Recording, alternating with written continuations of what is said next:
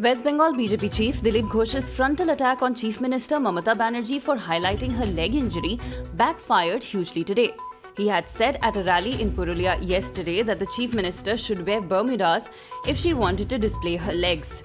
He was slammed vehemently by Trinamool, with one of its leaders calling him a pervert. Women leaders of the ruling Trinamool Congress were vocal in their outrage as well. The CBI on Wednesday unearthed a scam linked to the Pradhan Mantri Awas Yojana and registered a case against Kapil and Dheeraj Wadhwan, brothers who are promoters of the crisis-hit Dewan Housing Finance Limited or DHFL, and are in jail over fraud and money laundering charges.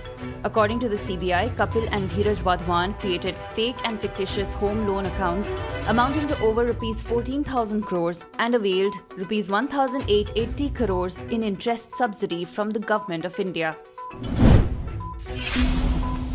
Union Home Minister Amit Shah on Wednesday assured strong action against those who allegedly harassed nuns during their train journey via Jhansi in Uttar Pradesh.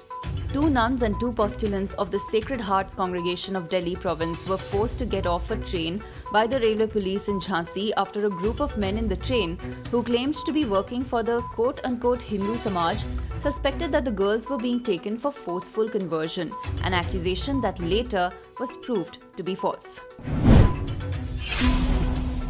The National Investigation Agency on Wednesday invoked the Stringent Unlawful Activities Prevention Act or UAPA against suspended Mumbai police officer Sachin Waze in the case related to the recovery of a Scorpio with explosives near Mukesh Ambani's house. Waze was arrested on March 13th by the NIA for his alleged role in the Ambani residence bomb threat case. The Bombay High Court today directed the Mumbai police to give an advance notice of 3 days to Republic TV's editor-in-chief Arnab Goswami if it wanted to arrest him in the television rating point TRP scam case. A bench of Justices S.S. Shinde and Manish Bitale also dismissed the submission of State Counsel Deepak Thackeray that Arnab Goswami had to face the investigation and could not claim any special status. The bench noted the police had been investigating the case for 3 months now and was yet to name Arnab Goswami as an accused in the case.